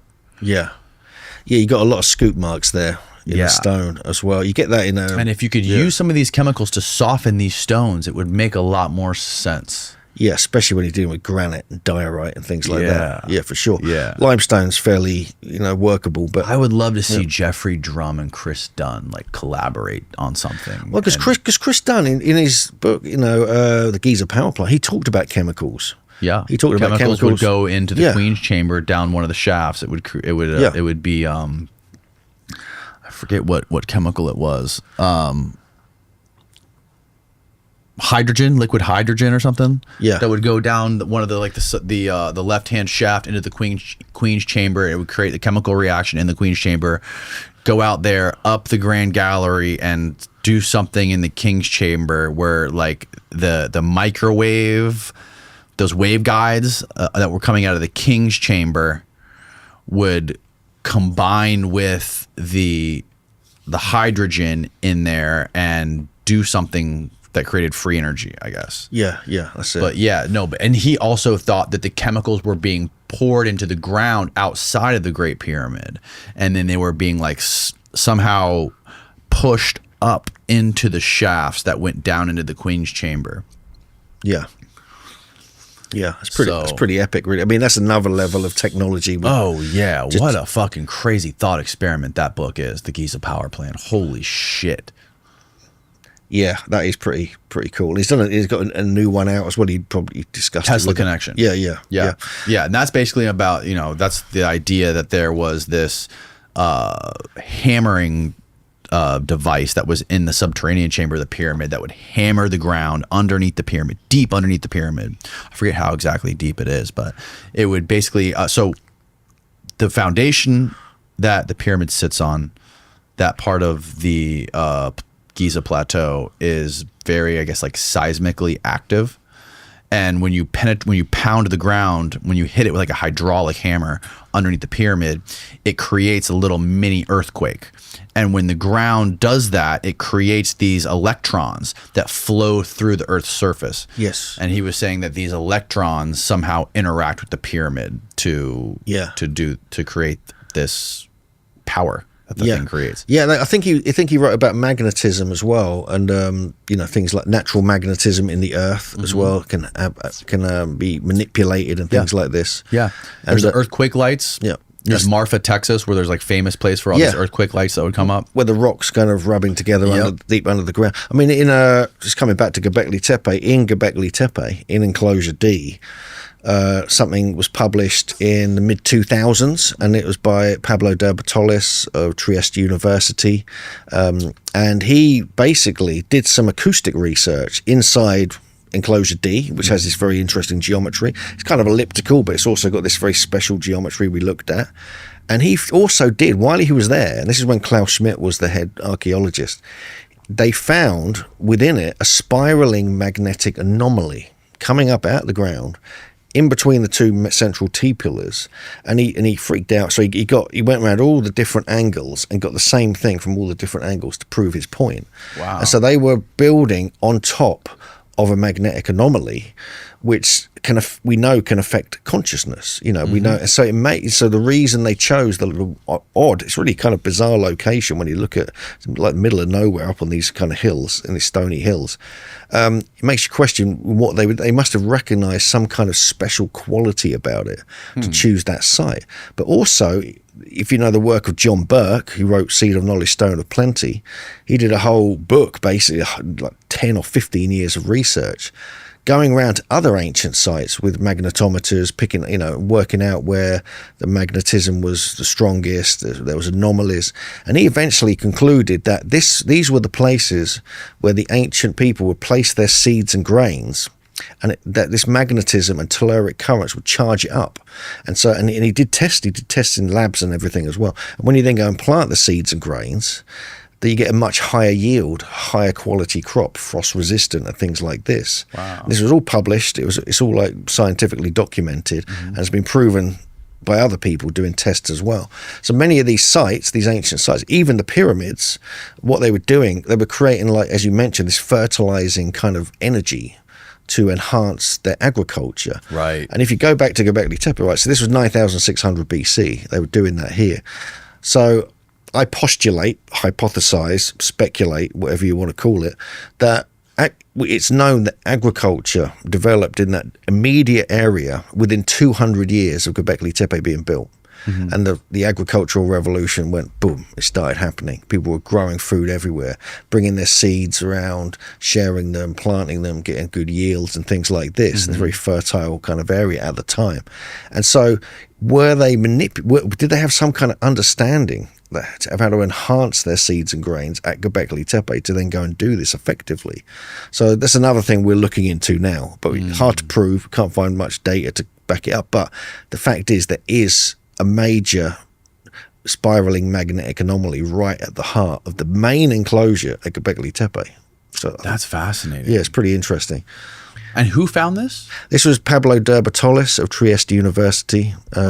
And it's in a paper, it's published. You can see it online. Can you find it, Steve? Yeah, we mentioned it in our little book. We're going to do a big thing about it in the next book, for sure, because we think it's really intriguing. And the other problem, I want to get inside these sites. So I'm reaching out to the archaeologists here. Let me in the sites with a magnetometer. Let's see what else we've got, because if that's really interesting, and it's scientific. It's not like we're just making it up. This was published. How do you spell his name? What about just put acoustics, Pablo Turbatolis, yeah. Acoustics. That might come up. But yeah, so this is just one of the things. I mean, because there are definitely acoustics occurring at these sites. This is something Andrew Collins is a good friend of mine. He's done a lot of research on the fact that these are kind of elliptical in shape. So these are very specific acoustic properties when you have elliptical enclosures and closed structures, going around surrounding you. And so he found out that, this guy here, Pablo de Bertolis, that you might want to look at, go back to my lecture, because it's actually in that. It might be easier. It might be Is under it this one right here? No, it's not that, no. Okay. Yeah, but it's there. It's definitely online. I mean, I downloaded it. Are there any other places that they found these besides the Gobekli Tepe? Oh, all over the world. Loads Really? of sites. Loads of British stone circles. Wow. Even the mound culture sites of America. There's things that were found at the pyramids to do with ions. I think you were mentioning that earlier, like the ions being collected. Even the stone chambers of New England. Electrons. Yeah. and He called it a solid state electron harvester. His book, if you can get hold of a copy of John Burke's book, Seed of Knowledge, Stone of Plenty, it's an absolute superb piece Seed of work. of Knowledge? Stone of Plenty, yeah. Okay. Seed of Knowledge. He died, unfortunately, and the book went out of print, but you can get copies of it. But it's mind-blowing. This is it here. It's unbelievable. This was before Gobekli Tepe, so he didn't mention it in there, but his research can be applied, Right. I think, to that area, very much so. Because you've got earthquake zones as well. You mentioned like, creating this earthquake kind of thing at the pyramid. Right, you've got a whole... when the earthquake happened a couple of years ago, it was felt at Gobekli Tepe. Very slightly, but it was felt there. Yeah, in fact, that earthquake was devastating. In fact, in Shanlarfa, the nearest city to Gobekli Tepe, something fell off this bell tower or something, because it shook it slightly. The main part was in Gaziantep, which is 100 miles away or so. Yeah. And but it was also felt at Karahan Tepe as well. So some people are now, I'm speculating as well, based upon his work, that just even the subtle earthquake kind of zones, you can, where you got, stone rubbing together deep under the ground with these balls of light, that could also be enhanced and manipulated to enhance seeds and grains, according to John Burke. Interesting. Yeah, because you're getting all this electric energy coming up, things like this electric charge. And I find that really intriguing. And I think that's fascinating. It fits in with Chris Dunn's theories as well, very much so. On the pyramid. Wow. So it's all happening. I mean, cool. And this is obviously long before the pyramids, technically, officially. Right. Even though people say they're... Yeah, who knows how old they are. Yeah. People say they're much older. But there's other innovations. I could just waffle on about this. There's other innovations that have been recorded in southeast Turkey, which one of them is air conditioning. The first ever air conditioning, which I hugely appreciate, was discovered at a site called Nevali Cori. So what happened here is that this was about 8,300 BC, so it was 1,000 so years after Gobekli Tepe. It's now being flooded, the whole area's gone, but this was researched by Harold Hauptmann, Klaus Schmidt and others back in the 1980s, going into the 90s. And they found not only these sort of square enclosures there with the terrazzo floor and these amazing statues, but they also found some of the live-in structures where people lived. Some of them were like 16 meters long or 40 feet long and so forth. But what they found it was next to what's called the Kantara stream, which was a tributary of the Euphrates River, one of the rivers of paradise of the Bible. And they found that there were channels carved out under this house throughout, all the way along it, all these different channels, and it would allow, with little sluice gates and things like this, very cold water to come in from the stream on hot days, and let them in there. Then they would open up the floor part, and the cool air would cool down the environment they're in, so they could live comfortably in very hot weather. No way. Yeah, it's very classy. And another site called Cheanu, which is further north near Diyarbakir, where they possibly did these sacrifices, they found underfloor of the domestic structures, underfloor channels carved out between them, but this was for cool air to be blown, to flow in and out from.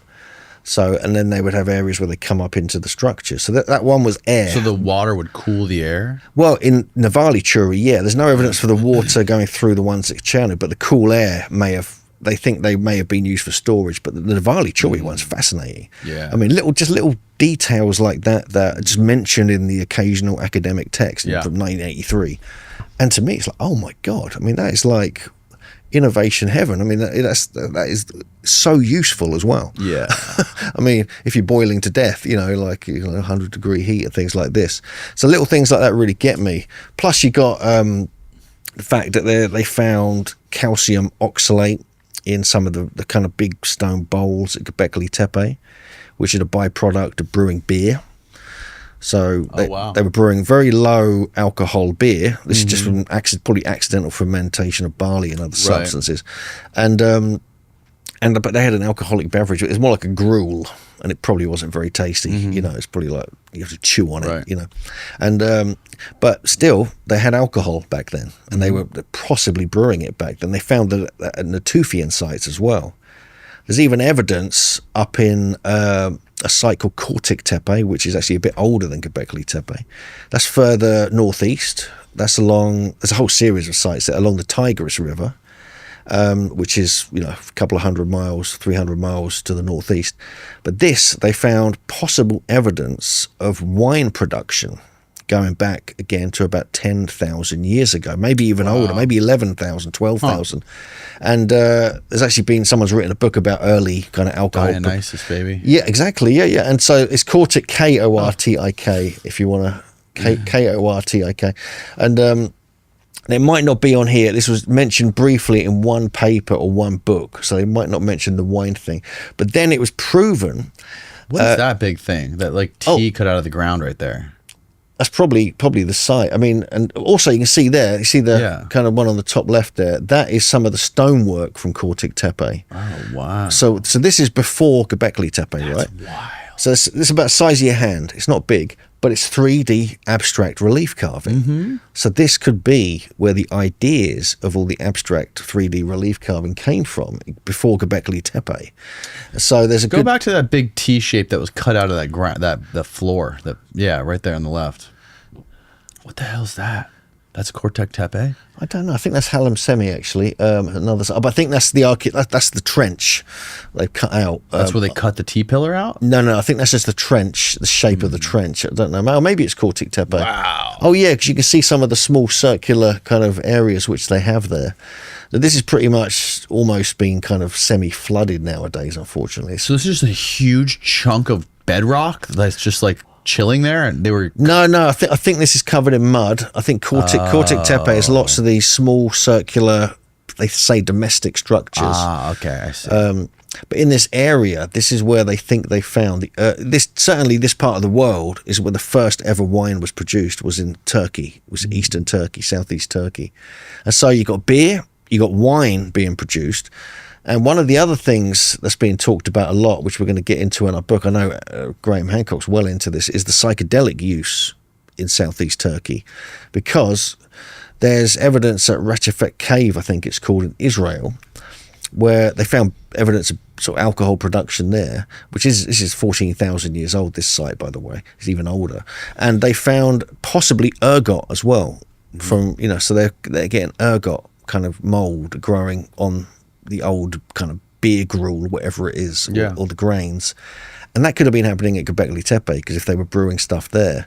And so they may have been accidentally taking a whole load of LSD with their beer gruel and by accident tripping the light. Fantastic. Yeah. And to me, it's a logical kind of reality to that, because you look at the abstract nature of some of the stonework at what the fuck is that, dude? That's the creepiest shit I've ever seen. What, Ratfak? Yeah, you spelled that High wrong. Priest of Rainbow. I totally spelled it wrong. Jesus. Yeah, look what comes up. Oh my god, that's a fucking nightmare, dude. Turn that off. That's what you see if you have too much ergot, probably. Yeah, right. Oh my god. And anyway, but so you got so the little innovation, some of them could have been accidental. They could have accidentally discovered powerful psychedelics growing on their beer, growing on their food or their wheat or their beer or whatever. Because ergot is what Albert Hoffman, synthesized LSD from. It's unbelievable. Right. And there's also mushroom symbolism throughout this area. Mm-hmm. Terence McKenna wrote about possible mushroom symbolism, possible use of cannabis at Çatalhöyük, which was the famous first city in the world for a long time, until Gobekli Tepe's turned up. Mm-hmm. That's further west in Turkey. It dates to around where's that? 7,000 BC. It's near Konya. It's in sort of central kind of Turkey. Okay.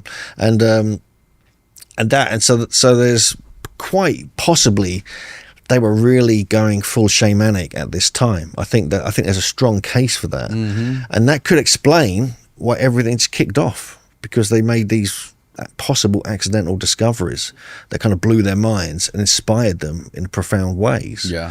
Plus, there was definitely cattle there. We know that there's aurochs, different kind of bovines in that area. So in this part of the world, when you've got dung of these beasts, That's where Mushrooms grow. that's where psilocybin grows. So Yeah. different strains of it, and so there's lots of little possibilities like that, which really kind of intrigue me, because I'm always trying to work out, why do they do this? What gave them the incentive to do this? It just seems to, there's no clear reason. I mean, maybe it was the end of the Younger Dryas, things were getting better, but is that really enough reason to create these crazy abstract art carved out of stone in these temples and things like this? So I think there's more to it than meets the eye when you come to that kind of when you're trying to understand what they were doing. Yeah, I think so too, man. There's definitely a lot of evidence for drug use throughout history, with every civilization.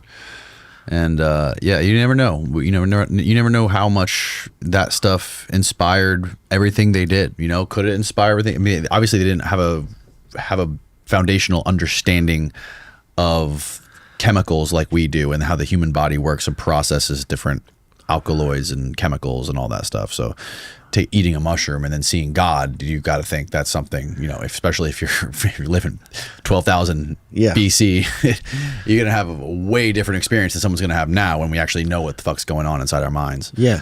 And the geometrical nature as well. You see lots of geometry on these things, you know, and things like that. You see serpents carved everywhere as well. You see that kind of thing. You see combinations of human and animal, which you find a lot at these sites, you know, things like this. Right. And, you know, and also just the kind of, you know, inspiration for, like, you know, seeing patterns and movements in the stars, you know, if you're if you get inspired by that through these different, you know, substances, that could be why they were getting into the astronomy and the solstices and laying out things in a certain way, certain geometrical forms and things like that, because, you know, who knows, but it's just a, you know, a bit of speculation going on here right now, but but it's worth discussing, you know, when you're trying to understand these people. One day we're going to figure out backwards time travel, and we're going to go back there and see exactly what all these people are doing, so people won't be able to fight over it anymore. We'll know exactly what the fuck was going on. That would help, yeah. And we're going to figure out that people from the future went back and built the pyramids just to confuse the fuck out of all of us that are caught in between. Yeah, I mean, that would be, or maybe it was built by time travelers. You know? Yeah, maybe it's built by people who are way later than we even exist. Yeah, I mean, they're abstract as well. I mean, the pyramids, man, they're proper abstract art. They're like they're like the ultimate abstract art installation. And, and I see like these, like Gobekli Tepe, I see them like art installations as well. They're not just temples. They're not just like places where people lived, right? You know, they're not just where they studied the stars and the sun and the moon. Almost like, it feels like there's a kind of art, you know. And the thing about the artwork there, the stonework, the artwork, is that it didn't change for 1,500 years at least. It stayed the same style spec, the same, almost like the same principles of artwork and design and layout, T-pillars with hands. Right. Everything stayed the same. It barely changed. Right. That's what I find that really interesting, that they came up with. It's also similar with the head, the giant heads on Easter Island. They have those little hands carved into the side of them, similar to the Gobekli Tepe T-pillars. Yeah, for sure. Yeah. I mean, that blows my mind. Possible connections with these other cultures as well, which people have talked about a lot. But I just think that it's often overlooked, the artistic nature. And one of the things that was discovered, you might, if you want to bring this up, you can. This is the boar statue from Gobekli Tepe. This giant boar statue. Boar? Yeah, it's a life-size boar statue, like the kind of beast of the area. That was found last year at Gobekli Tepe in Enclosure D. There it is. And the thing about this, talking about artworks, this had red, white, you blow that up, and black pigments on it. So they found paint all over it. And this has then opened up the whole kind of question, was this whole site painted? It wasn't just stone, you know? And so that really gets me, because it's like, you know, especially red, black and white, they're the three colors found here predominantly. Right. So the whole site could have been painted red, black and white. It could have had other colours, a couple of other colours as well. That would have looked very different. But he's holding like a head in his hand as well, in his hoofs or whatever you call them. And you can still see the red pigment in his mouth. Yeah. And that's huge. I mean, that's like, you know, big. It was like the size of this table. Is that how big that thing is? Wow. Yeah, it's huge, and everything's much bigger when you go there. You realize the scale of this. How or what is the current plan with Gobekli Tepe? Are they plan to keep digging down to try to find more? And what is plans, if any, to excavate more of these mounds where they found Gobekli Tepe? Sure. Okay. Yeah, we'll start at Gobekli Tepe. Yeah. So there's been a big drama going on about that. People are claiming it's, it's Jimmy Corsetti. He's been talking about this. There's saying they've halted excavations there. Now, so they've certainly slowed down since the whole COVID time for sure, but I've been there. I go there twice a year. We do take groups out there and stuff, and they're constantly doing things. There's always stuff happening. They're always cleaning up, sorting things out. The issue with Gobekli Tepe is that it's buried so deep. Right. It's a huge amount, like 30 feet of rubble and stone and dirt they've got to carefully move out of the way of each stone. So I can understand why it's a bit slow. It makes sense because they've got to do it carefully. If they do one little bit of damage, they're in trouble. And so then they have to get down to the bedrock. They have to clean it all up. They have to preserve things, fix things, glue things back together in some cases. How much deeper do you think it is? Well, I think they've reached the bedrock in the main the area they're excavating in the southeast. So it's not deeper. But there's like 90% of it has barely been touched, which could be just as deep. So a huge amount of work needs to be done. Wow. But they are working on it. They found some new carvings in enclosure B. They found this last year. This had a whole load of dirt just above the head of that bore. Wow. For decades. Yeah, for decades. They only just found this because they just cleared away some dirt. Wow. And so that really kind of gets me. Cool. And so they are working away slowly. A new bit of information has just come out from the head of the whole kind of Tastepala kind of cult people that are organising it, and they're saying that they are now going to remove some trees because some trees have been planted up there controversially by the landowners, which was done partly to it gives them more value on their own property, but they're going to remove some trees and start excavating new areas. This is actually being announced, but I don't know if it's been publicly announced, but we saw the Turkish announcement of it. So more is going to start to be done for sure, and I think they're being kind of pressured into it a little bit from the general public because of Jimmy's been pushing that they're not doing enough. In a way they're not. They really could do a lot more. I mean, I really want to see the whole place excavated, but they're saying they're not going to do it. They're going to leave it for future generations. Wow. But luckily Karahan Tepe, they're going for it. It's like they're blasting through it. Good. They're not messing around. They got like loads of people up there working on it for like half the year pretty much. I think they extended the dig all the way into up until November. They removed it? Yeah, they put it in the museum. Yeah. Oh shit. Yeah, I think they kind of had to really keep it safe because they're excavating all around it. They don't want to look at the toucan. You see that little toucan? Oh, there's all sorts in that museum. It's crazy. Oh yeah, that's supposed to be a vulture. Oh, a vulture from Karahan Tepe. That was one of the new discoveries. Makes more sense. That's about 2.5 feet tall, and but yeah. So now they're working on Karahan Tepe, which is insane, amazing place, and they're also now working. Focused on that part, yeah. And this guy's got short little stubby chodes. I wonder what that's about. Why are they showing their dicks? Well, we think it's fertility. We think it's fertility. There's fertility rites going on here. Myself and JJ have been working on that as a kind of possibility because it fits in with other traditions from other cultures. Are you familiar with Mark John Allegro? Yes, I am. Yeah. The sacred mushroom and the cross. Yeah. I'm aware of his work very much. So yeah, I've read all that. Pretty wild. Yeah, I mean that fits in. Jesus Christ was a psychedelic mushroom. Yeah, I mean this fits in. This weirdly fits in with a lot of this kind of era stuff, in my opinion. That a lot of the symbolism and mythologies come from that kind of psychedelic kind of inspirations. But other sites are being excavated. There's one really interesting one called Sayburc, which is Sayburc with a little thing on the C. You might want to check that out. And that is a fascinating site. Yeah, and you can see like any of the images there. I've probably got one of mine up there somewhere. And this is a whole thing going on. This is like the second part of the excavation. So they're probably getting ready to build a neighborhood here or something like that, and the archaeologists had to come out and survey it, and they found this. Well, the thing about this is that most of the site is buried under a village.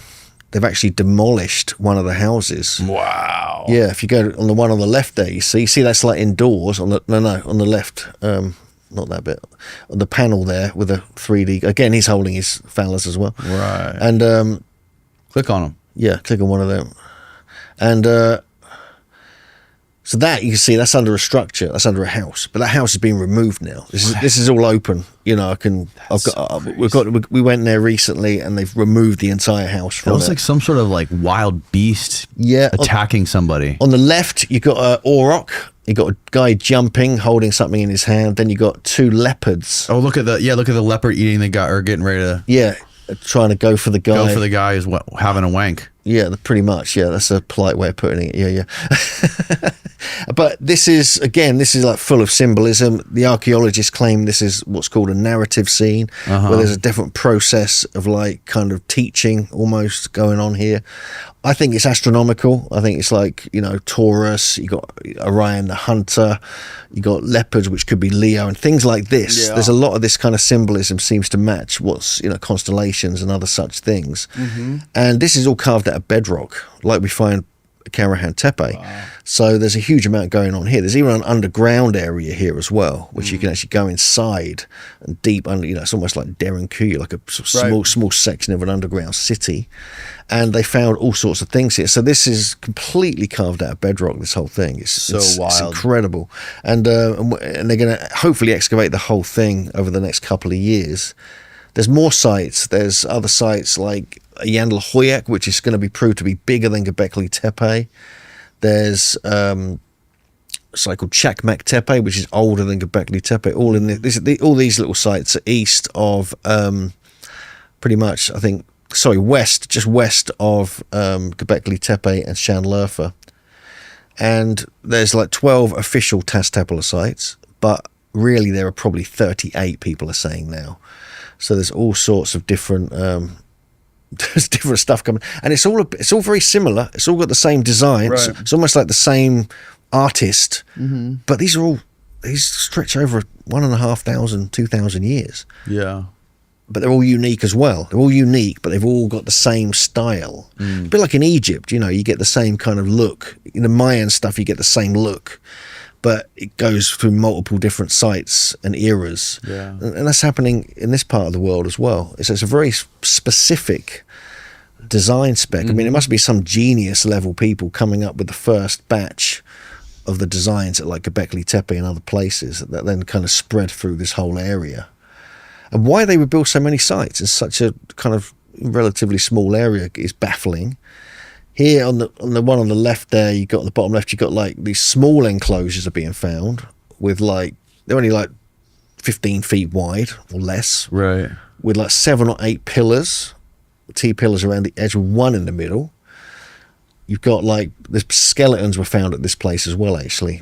Yeah. They found a whole bunch of skeletons here recently. Kind of, there's no official like elaborate burials of this culture. Right. It hasn't been found yet anyway. They found some bones, some skeletons in various places. They found actually skulls in Gobekli Tepe that have been kind of worked, like trepanned, and had holes cut through them and things like this, and be removed from the spine and things like this. Yeah. I think I remember the Snake Bros were showing me that stuff. Yeah, so that's weird. I mean, basically you've got what could be a skull cult, they call it. You know? Yeah. You get the same kind of thing. You get caches of skulls at Cheyano as well, another site. But yeah, so there's a whole. I mean, it's all happening. I mean, this is it. This is the time of like discovery of this culture. This is happening now. You can go there, you can see it being excavated. It's like going back a few hundred years into like Egypt, where stuff was still covered up by sand, or you know, the jungles of Guatemala, finding Tikal, the Mayan temples as you hack through. Right. This is happening now in this rocky landscape of southeast Turkey. This is like the time of discovery. This is cool. This is cool stuff, man. And I think it's a great thing that Graham's getting such much more wide attention, getting another season of his show on Netflix. Yeah. With and Keanu Reeves likes it too. That's fun. Yes. And it's making it more it's making it more available to people, and it's getting more people interested into it, which will hopefully bring in more funding to stuff like this, and digging up and finding more sites and making more discoveries, and maybe even pushing back the timeline farther than we've imagined up till now. Yeah, for sure. Yeah. It's cool shit, man.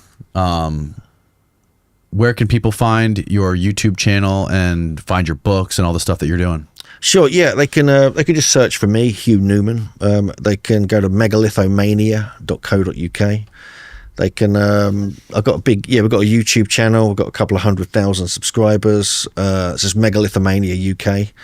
And yeah, we have a whole bunch of, I've just recently published a video about Jericho. Again, that's a very cool site. Oh yeah. That's actually got a summer solstice sunset alignment as well, dating back to 8,300 BC, which is pretty epic. And yeah, we have a whole bunch of lectures. We run conferences. We've got the Origins conference we do in November in England, in Wiltshire.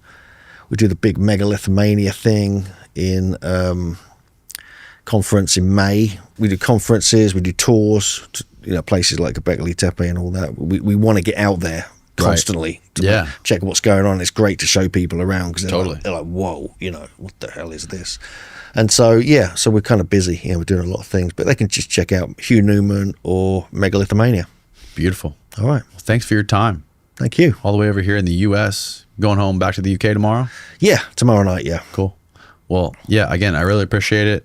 And everything's linked below, folks. Good night.